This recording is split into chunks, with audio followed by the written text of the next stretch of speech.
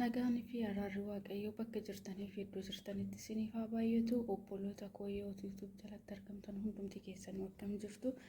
Ani obboleettiin keessan nagaa guutuu irraa afaan qaba. Baga isiniin ga'e isiniin hin jenne viidiyoo hojjechuuf illee baay'inatti hin mijannee ture. Obboleewwan kiyya biyya ormaattis argamtan biyya keessattis kan argamtan hunduma keenya baga waaqayyoo bara haaraatiin nu ga'e isiniin jedha. Jiin kun ji'a ayyaanaati ganaa masqalillee waan jiruuf kanaaf waaqayyo baga ittiin nu ga'e. Wanti guddaan maal inni siitanii wanti guddaan kan barbaachisu biyya keenyaaf nagaadha. Yeroo ammaa kanatti immoo biyya keenya keessatti nagaan baay'ee tokko ulfaataa ta'ee jira. Baay'ee tokko beekan haalli biyya keenya baay'ee nama jibbisiisa. Waaqayyo wanti guddaan waaqayyo biyya keenya nagaa nuuf haa godhu. Yoo biyya keenya nagaa ta'e malee nuyi asittis hojjennee bu'aa tokko hin jiru. Yoo biyyi nagaa ta'e yoo sabni nagaa ta'e kan nuyi hojjenneetoo biyya keenyattis jijjiiramuu dandeenyu. Wanti hojjennes immoo bu'aa kan buusu jechuudha. Wanti guddaan addunyaa kanarratti kan barbaachisu nagaadha. Waaqayyo nagaa nuuf haa kennu. Yeroo ammaa kanarratti wanti inni guddaan wanti nama barbaachisu kadhannaadhaan hundumtuu amantaa qabnuun nu hundumtuu amma dandeenyuun waaqayyo biyya keenya nagaa nuuf haa godhu, fuula isaa nutti haa deebisu jennee waaqa kadhachuudha. Wanti waaqa biraa dadhabame tokkollee hin jiru. Wanti nutti ulfaate hundumtuu waaqaaf salphaadha jechuudha. Kanaaf wanti biyya keenyaa kun nutti ulfaate nurra darbe waan jiruuf waaqaaf immoo salphaa waan ta'eef kanaaf waaqa kadhachuudha. Waaqayyo immoo biyya keenya nagaa nuuf godha. Wanti isa dadhabame tokkollee hin jiru isiniin jedha. Akkuma baranaan nu ga'e immoo bara dhufuunis nu haa ga'u. Waaqayyo immoo nagaadhaan maatii keenyatti nu haa galchu. Isin gaanuu naa jedhu eegaa maarree akkanuma jechaa har'a wanta addaa tokkoon qabadhe isinii dhufe inni maal inni jettanii wanta mataa keenyaanii tokko fannu isiniin jedha. Kanan qabadhee dhufe akkuma argitan kana. Kanan inni bitee sheen irraa hin bitee mataa kiyya akkuma argitan hin filanneeyyuudha. Kalee akkuma miicadhetti jira. Kanaaf ani mataa kiyyaan tokko fadhee nan laala. Wanti kun mataa kiyyaan tokko fadhee yoo nan laale mataa kan tokko subaan gaarii yoo ta'e isinis akka bitattaniif isiniin jedha. Kun akkuma argitan mataa yoo miicamee ka'e kan goggosuu fi waan lamaaf fayyada. Tokko sudhaafis fayyada isiniin jedha.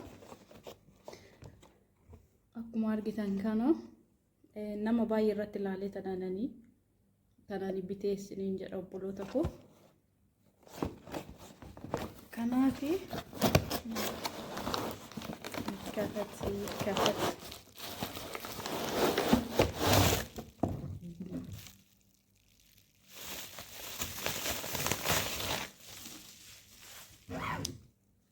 akkuma argitan kana haarawa.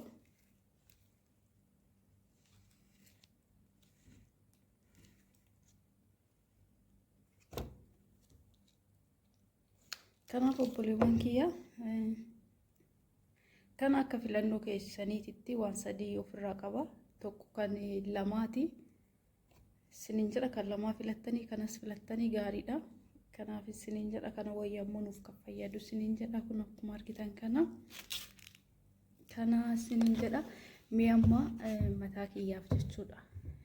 Asitti yaa'u mataa filachuun natti hin tolu. Bootaan kuni akkuma beekamu viidiyoodhaaf immoo kutaan kiyya kutaa addaan qabu. Kanaaf dhaqee tanan mataa gimmaasha filadhee deebi'a. Mataan kiyya kalee akkuma miicadhetti jira. Miicadhee bootaa lamatti wannaa godhadheen jira. Ammoo hiikeen jira. Kanaaf mataa kiyya itti filadhee isinitti deebi'a isiniin jedha. Yoo gaarii ta'e hin bitattu. Yoo gaarii hin taane immoo asumaan isinitti maya jechuudha. Deebi'edha. Innaa akkuma isiniin jedhu obboleewwan kiyya deebi'ee dhufeen jira. Yaa akkuma argitan kana dhugaan isiniin jedha baay'ee bareeda. Mataa hin laaffisaa. Deebi'i immoo yeroo ittiin filu mataa kiyya tokkollee narraa hin cabsine jechuudha. Mataa tokkollee jechuudha. Baay'ee tokko ariifidha odoo bitattanii isiniin jedha. Maaliif gaarii yoo ta'e wanta tokko gaarii yoo ta'e gaariidha jechuudha. Badaa yoo ta'e immoo badaadha jechuudha. Kanaaf ana gara kiyyaan akkuma argu na tasmaamee jira, gaarii naaf ta'ee jira siniin jedha mataa kiyya. An kanarra tokkos waan hin barbaanneef diqqoo biisiidhalleedha hojiillee waan harka qabuuf kanaaf isinumatti agarsiisuudhaaf jedhee tananii qabadhee kan sidii dhufee jechuudha. Osoo itti fayyadamtanii baay'ee tokko namatti tolaa siniin jedha. Osoo bitattanii deebi'i biyya keessaniif illee biyyatti illee isin fayyadaa. Yeroo baay'ee mana mataa dhaquun baay'ee ulfaataa keessattuu yeroo ammaa kanatti siniin jedha obboloota kooyi. Kanaaf beekamoo mana mataa dhaqxan yeroo hunda bittanii galtanii mana keessan keessatti itti fayyadamuu hin dandeechuu siniin jedha obboloota kooyi. Gara tokkoon akkanatti naa laaffisee jira. Natti fuuree jira baay'ee tokko siniin jedha. Kanaaf gara lammaffaatti immoo dhaqee tara laaffifadhee deebi'ee dhufa jechuudha. Deebi'ee dhufeen jira obboloowwan kiyya. Akkuma argitan kana mataa kiyya naa laaffisee jira. An kanarraa hojjechiifachuu waan hin barbaannee fi tokkofachuu waan hin barbaannee fi siniin jedha. Akkuma argitanii dhugaa siniin jedha. Mataa tokkollee namarraa hin buqqisuu hin caccabsu siniin jedha obboloota kiyya. Ani yeroo baay'ee namarratti argee tananii nan bitadhee nan bitan jedha. Garuu yeroo dheeraadhaaf hin binne amma immoo biteen qoyme yaalee ilaala maaliifan bitee ilaallee jedhee tanan bitee kanan bitee immoo isheen irraa hin bitee mataa keenyaaf baay'ee ariifiidha siniin jedha.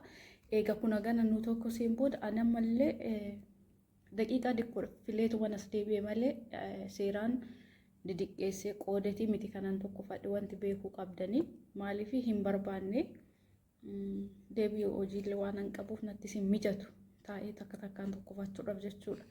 Teessanii itti yaaddaniitu yoo tokko qoodanii tokkostanii mataa keessan baay'ee ariifiidha siniin jedha.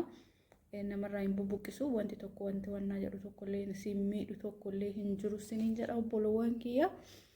Inni biraa immoo egaa kun immoo agana yoo kanaan aganallee laaffifannee kaan tokkofachuu hin dandeessu kaawuyyaa namaa tokko susaniin siniin jedha obboloowwan kiyya. Osoo badaa ta'e badaadhaan jedha garuu badaa naaf hin taane naaf na tasmaamee gaarii naaf ta'ee jira siniin jedha. Kanaaf osoo bitattanii itti fayyadamtanii baay'ee tokko natti tola siniin jedha. Egaa kanuma isinitti mul'isuu dhufe. Video kiyya immoo laayikii, sheerii, sabiskiraayibii naaf godhaa na jajjabeessaa na bira dhaabbadhaa. Waan ho'uuf natti fuuree jira diqqoo siniin jedha fuula kiyyatti. Kanaaf siniin jedha obboloota kooyi galatooma. Maaloo yaa Yesuus koo adaraakii nangatini biyyaa deebitee dhuftutti simbeeku naan hin jedhini